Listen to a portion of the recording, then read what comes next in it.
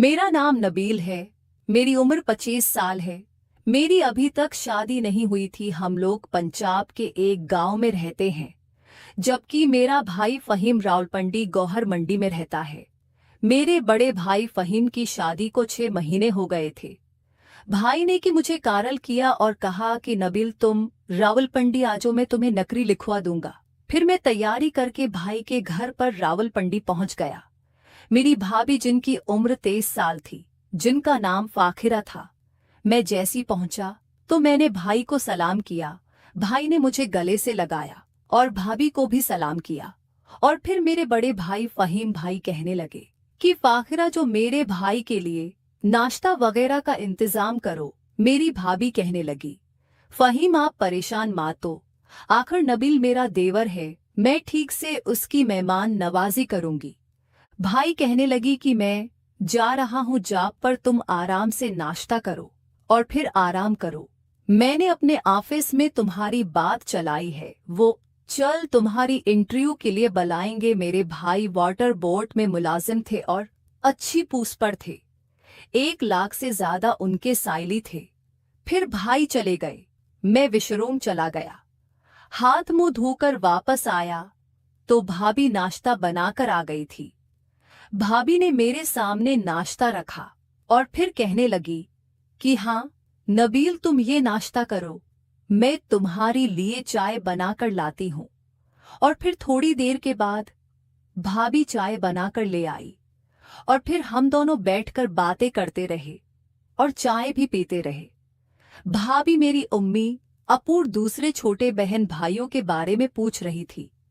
मैंने कहा सब खैरियत से है और ठीक हैं, आपको सलाम कह रहे थे। सब तो भाभी खुश हो गए। भाभी बहुत खूबसूरत और जवान भी थी, क्योंकि उनकी शादी को मुहीद 6 महीने हुए थे और उनकी कोई औलाद भी नहीं थी और दिखने में बहुत ज्यादा खूबसूरत थी। मैंने नोट किया था कि भाभी मुझे गौर से देख रही थी, जैसे मैं उनको अच्छा लगा हूं। शायद फिर मुझे जमाइयां आने लगी तो भाभी ने कहा कि नबील जाकर फला रूम में सो जाओ, आराम कर लो। मैं जाकर रूम में सो गया, पता ही नहीं चला। दोपहर के 2 बज गए। भाभी मुझे उठाने आई हुई थी। नबील उठो, मैं तुम्हारे लिए खाना लगा रही हूँ, खाना खा लो, फिर उसके बाद सो जाना। मैंने कहा भाभी मुझे सोने दे, मैं खाना रात में खाऊंगा। भाभी ने कहा नहीं शाबाश सोचो। फिर मैं उठा, हाथ मुंह धोकर खाने की टेबल पे आया तो भाभी ने बेफ कोरमा बनाया हुआ था। भाभी ने और मैंने बैठकर खाना खाया। मैंने कहा भाभी आपके हाथ में तो बहुत जायका है। भाभी ने कहा मेरी हर चीज में बहुत जायका है, बस तुम टेस्ट करने वाले बनो। मैंने कहा क्या मतलब भाभी? तो भाभी कहने लगी सिर्फ मेरे हाथ में जायका नहीं है, मेरे अंदर भी अच्छा जायका है, कभी तुम टेस्ट तो करो। मैं भाभी की बात समझ गया कि वो किस टेस्ट की बात कर रही हैं।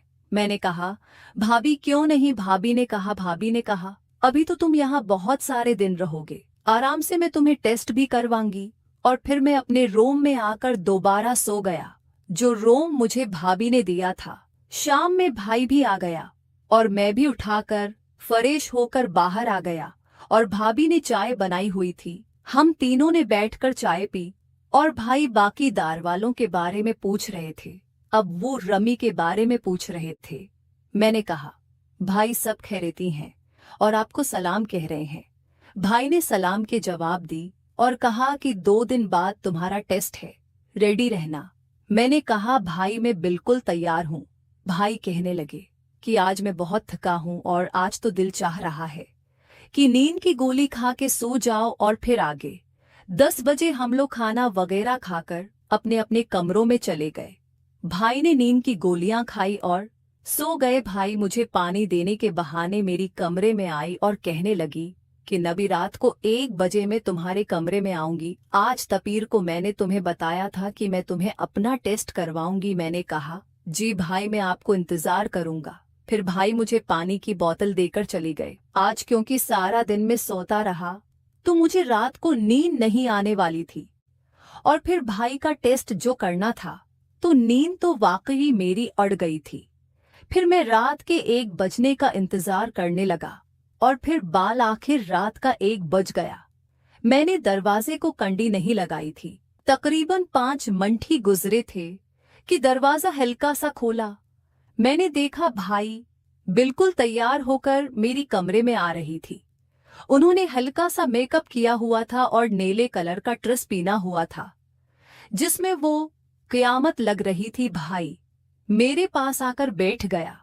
मुझसे पूछने लगी कि नबील तो उन्हें पहले किसी लड़की के साथ किया है।